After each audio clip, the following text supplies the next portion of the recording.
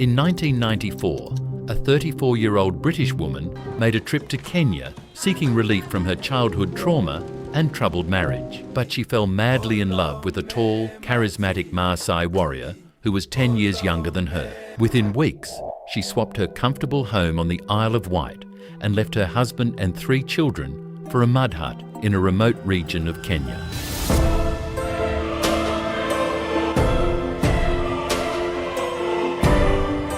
What happened next shocked everyone. So in this video, I will tell you what challenges did they have to face to be together, what happened to them 32 years later, and what does their daughter look like today. Watch the full video to find out. Don't forget to like and subscribe.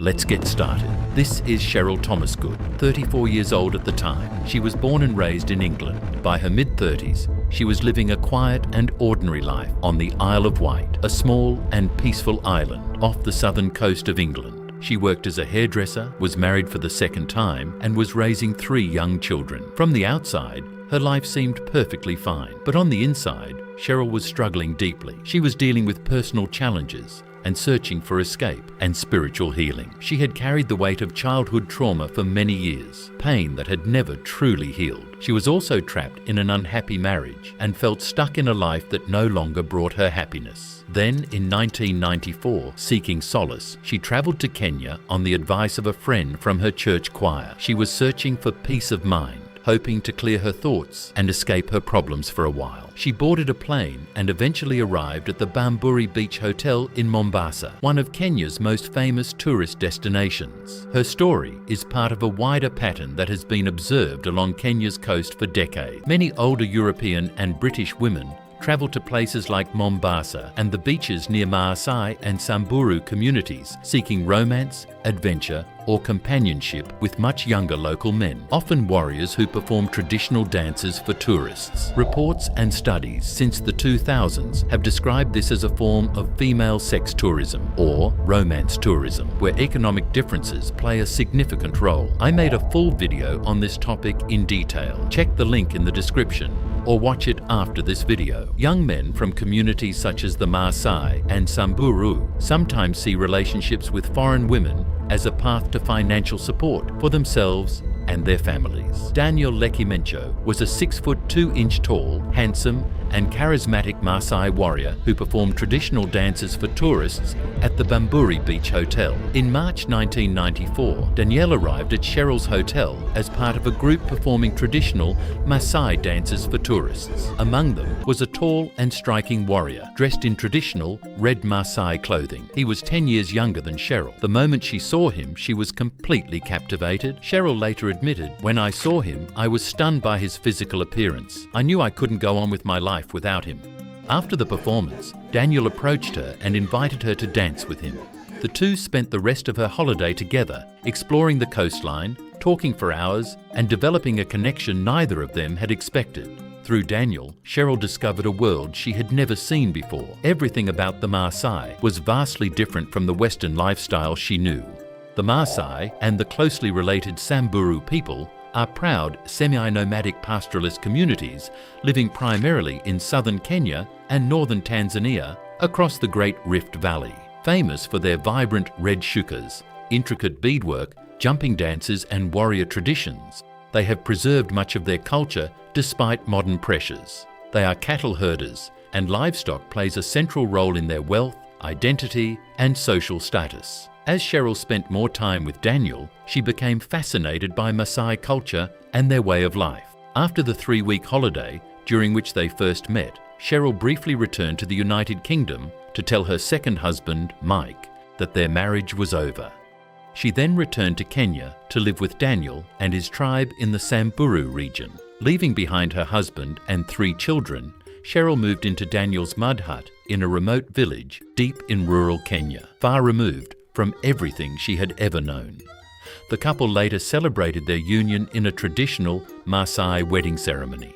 Women sang and danced, while elders offered blessings with milk and honey. Traditional customs included head shaving, anointing with animal fat, wearing red shukas, and community feasting. As part of Maasai tradition, the bride moves to the husband's manyata, or village, and the groom's family pays a dowry in cattle, goats, sheep, and blankets. Because in traditional Maasai culture, marriage is not typically based on romantic love in the way many Westerners understand it. Instead, marriages are often arranged by families to strengthen alliances between communities. A man must pay a substantial bride price in cattle, and polygamy is widely accepted. Successful men may have multiple wives if they can support them, while women traditionally live within the husband's village and adapt to a lifestyle with limited modern comforts.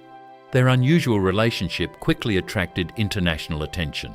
Newspapers and television talk shows widely featured their story, leaving many people shocked and puzzled as to how Cheryl could abandon her family and comfortable middle-class life for a Maasai warrior she had known only briefly. Her new life could not have been more different. Instead of modern conveniences, Cheryl found herself helping with daily chores, cooking over open fires, sleeping on goat skins, and surviving on a simple diet that included cabbage and cow's blood. For several months, she tried to adapt to the traditional Maasai way of life.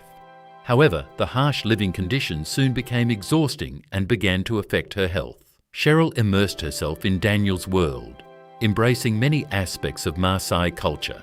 But over time, the enormous differences between their backgrounds, expectations, and lifestyles began to place increasing strain on their relationship.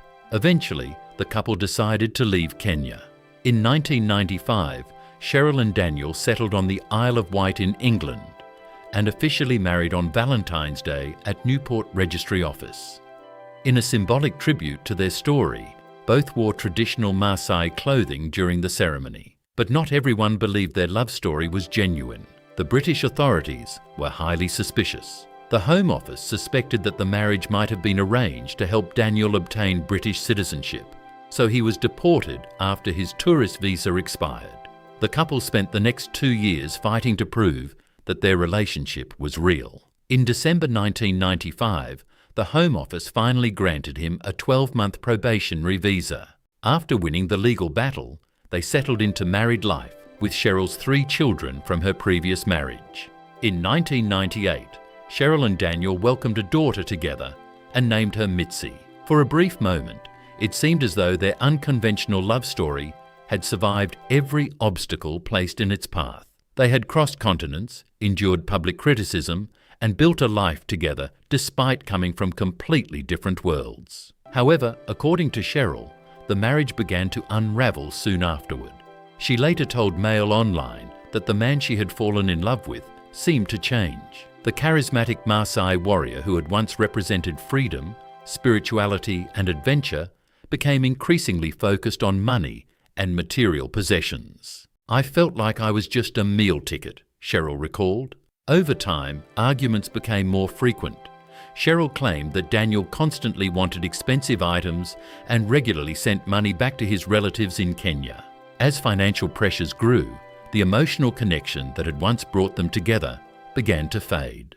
The spiritual bond they had shared on the beaches of Kenya was gradually replaced by tension and disappointment. Yet there were still moments that reminded Cheryl of the man she had first fallen in love with. According to her, Daniel seemed happiest when he performed traditional Maasai warrior dances in their garden. He would say that he was getting ready for battle and wanted to jump as high as an elephant, Cheryl remembered. "The kids loved it, but it got on my nerves after a while." As time passed, the cultural differences between them became harder to ignore. Daniel was trying to adapt to life in Britain, while Cheryl was struggling with the reality of a relationship that had been built on a whirlwind romance rather than a deep understanding of one another's worlds. What had once felt exciting and exotic was now becoming difficult and exhausting. Looking back, Cheryl believes that the cultural divide, combined with the pressures of everyday life, played a major role in the collapse of their marriage. In 1999, just 4 years after they had married and only 1 year after the birth of their daughter, the couple separated. Years later, Cheryl admitted that one of the reasons she stayed in the relationship for as long as she did was because she wanted to prove the doubters wrong. So many people had questioned her decision to leave her family and move to Kenya that walking away felt like admitting defeat. But eventually, reality became impossible to ignore. Reflecting on that period of her life, Cheryl came to a painful realization. The relationship, she said, had not been the answer to the problem she was trying to escape. When she first met Daniel, she was carrying the burden of childhood trauma and struggling through an unhappy marriage. Her trip to Kenya had been intended as a search for peace and healing. Instead, the romance became a temporary escape rather than a lasting solution. The biggest regret of all was the impact on my children, Cheryl later confessed. Daniel tried, but he couldn't be the father they needed. They missed out on having a stable male figure. Despite everything that happened, Cheryl eventually found peace with her past. Today, Cheryl is 65 years old and lives a quiet and private life in a coastal village in Somerset, far away from public attention. She no longer has any contact with Daniel. She has been married 3 times in total and says she never plans to marry again. But despite everything, there is one thing from her relationship with Daniel that she would never change: her daughter, Misty. Cheryl has described her as the one good thing that came from her relationship with Daniel. And despite the complicated circumstances of her childhood, Misty has grown into a remarkable young woman. Today, she is 28 years old.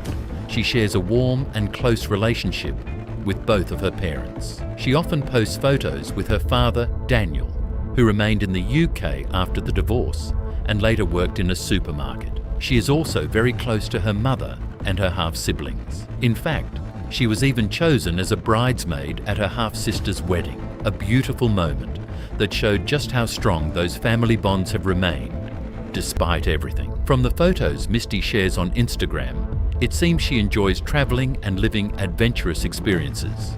However, it is not publicly known whether she has ever visited her father's Maasai tribe in Kenya or met her relatives there. It was a crazy love between 2 people from different worlds. Cheryl and Daniel could have been happy, but perhaps the gap between their worlds was too wide. Do you think Cheryl made the right choice when she followed her heart to Kenya all those years ago? Share your thoughts in the comments below. And that's it. If you enjoyed the video and want more like it, be sure to leave a thumbs up below in appreciation.